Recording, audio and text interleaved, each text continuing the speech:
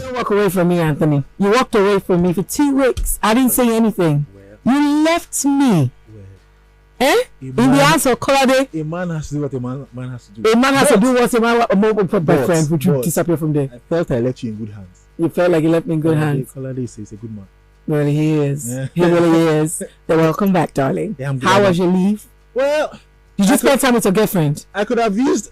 Come on, just answer that question. I could have used a few more days, but hey, it's good to be back. Actually, it's good to have you back, and that's how you just sidestepped my question, and you didn't even answer. Well, I said I was going to sidestep that. Why? Did you spend time with your lover? Answer. I use that time to get closer to God. For spiritual growth. Do you know why you laugh? Because he doesn't even believe himself. He doesn't believe in what he's saying at all. May God have mercy on you.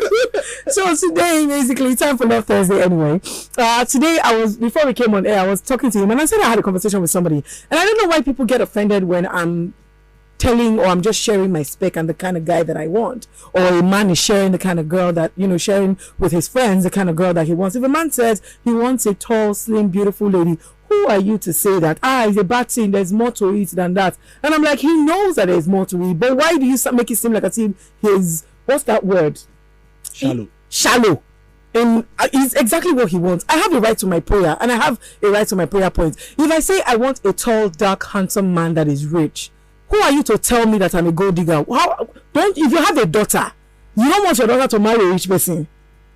No, seriously. So I don't know why people tend to get offended. The moment, the thing is, the moment you say that and say that, I want to marry a rich man, God, I want to marry a rich man, or what they're saying is gold digger, gold digger, gold digger, gold digger. And I'm like, Kafayat, while I feel you have a point, and while I feel everybody has the freedom to make whatever decision, whatever choice they want, or whatever spec they want. But it just feels like now I'm speaking on behalf of people that don't like it. Now it's not like I'm speaking on myself. Okay, I'm speaking on behalf of people that don't like it. It feels like you're belittling a feeling as profound and as strong as love. You're belittling it to financial gains or whatever it is. No. Wait, hold on. It seems a bit calculating. It seems a bit sordid in a way, because it feels like, no, I'm not saying this is not me now. No, I know you're speaking on behalf of. That's how you look at it. Advocate. When you're talking about how you want to meet somebody and fall in love and get married and live happily ever after, and you're saying it has to be rich and all of that, you're basically belittling it. Okay, it just feels like the love is not that important. If he has money, that's all I want. No, but that isn't really. So a person has a right to say what they want. If I say that I'm looking for love, I am looking for love. I'm looking for somebody that is going to love me, love God, somebody that has a good heart, somebody that is kind. But if I slide in a bit of money there, how does that make me a bad person? It really doesn't, actually. No, everybody wants to live comfortably. Everybody wants to, and while it's not the most important thing in this life, money, but it's pretty important. It's pretty important. And I don't know why people tend to deceive themselves and say no and try to. You don't want to be perceived as. I think people like to be idealistic in the way they look at the world and the way they look at love and everything. To be honest, I'm like that sometimes. Actually, there are certain things, certain situations that I'm like, it makes it, belittles it. It cheapens it. I think that's the word. It cheapens the feeling and the emotion. Like I said, something as strong and as profound as love. If you're bringing finances into it, it cheapens it a little bit. Seriously, love is supposed to rise above all of that. So I get, but realistically in this world, we cannot deny that finances plays a major part in the success of a marriage. You cannot deny it. Anybody that tries to say no, I want to, please, let us, or if only it was possible that we had some power or, tie or whatever, that we can read the minds of people while we're saying with our mouth that I want a good guy, I want a good man that fears God. In our mind, our silent prayers, let him have money. Let her have money, because that's the prayer now. Men are also looking for women who are financially okay. Absolutely. Yes. There's no crime in that, because you can't be the only person carrying all the burdens and responsibilities and everything. Exactly. You need a bit of help as a man as well. You need a bit of help, and it's always easy when two parties come together and shoulder something. two heads are better than one. Exactly, like not one person can carry It's not such a bad thing. But like I said, people in their head, when they hear, when you bring money into love matters. Let's talk about physical attributes now. Let's say like, okay, I want it as well. Because again, don't I have a right to want what I want? Again, you should. People say beauty is skin deep, or beauty is inside the body, or it's internal beauty that is the best, or whatever they say. So I will play a see. Okay, so I know that we say that, and again, it goes beyond that. It goes way beyond the physical. Do you understand? Because what's gonna stand the test of time, or how do they say it? It's not. Let me ask you a question. Let me give you a scenario. Let me just give you a scenario. Yeah. Let me give you a scenario. Yes. Have you watched Lord of the Rings? I'm going somewhere with this. Part of it. Do you know the creature they call Gollum? I've heard of him. Have you? Can you picture his face and his appearance and how he looks? I think I can.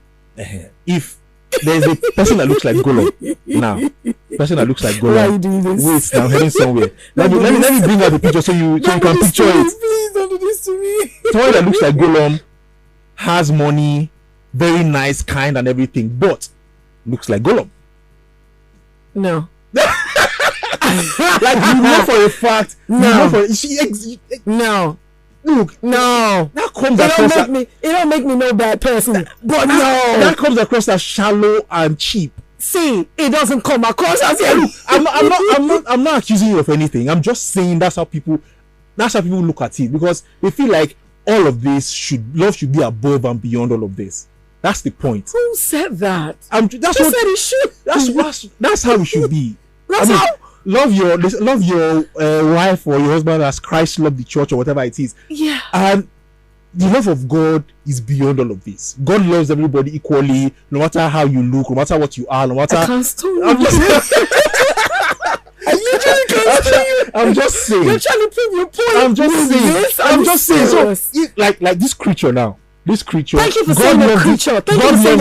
It's not a human being. God loves this creature, no matter how he looks. I miss you, but I don't miss you. God loves this creature, no matter how he looks. No. And if you want to emulate the love of Christ. No. No, Anthony. No. I'm just saying. But yeah, I seriously now, I think people should try to be realistic with the way they view things at the end of the day. Certain things are maybe not overly important, but it matters. It matters at the end of the day. So, but it really does, because sometimes I wonder, and we say, I don't want to. Okay, so love goes beyond the physical. It's not about how the person looks. It's about the person's heart. It's the beauty that is within. Right. That's what matters. The person should have the fear of God and everything. Yep. And you end up marrying that sort of person that is absolutely beautiful inside. But when you decide to step out on that partner that you swore to God that you will love till your dying day, you will now go and cheat on that person with your spec. Your physical, somebody that is everything that you want physically. I don't understand. Yeah, it's not right actually. Why don't you marry the sort of person that you want? If you want a dark-skinned or beautiful, a lady that the behind is as big as Bahamas and the front is entire team of Arsenal, why don't you just marry that sort of woman? But the thing is, there's no perfect person. You can't have 100% of what you're looking for. You have to prioritize what is actually very important to you. So why don't you pick the stuff that is important to you and stick to it? If you want to have the self-discipline not to step out on the person because you've decided to stick to that person, because what that person is bringing is what you feel is really important to you at the end of the day. But human beings will be human beings. Some people just say what is important to others, and they're very worried about the perception and what people think and how people will look at them. But like I said, some things just come across as don't cheapen it now. Don't cheapen what? 070. Did you enjoy this video? Hit the subscribe button for more. Leave a comment and like. Thank you.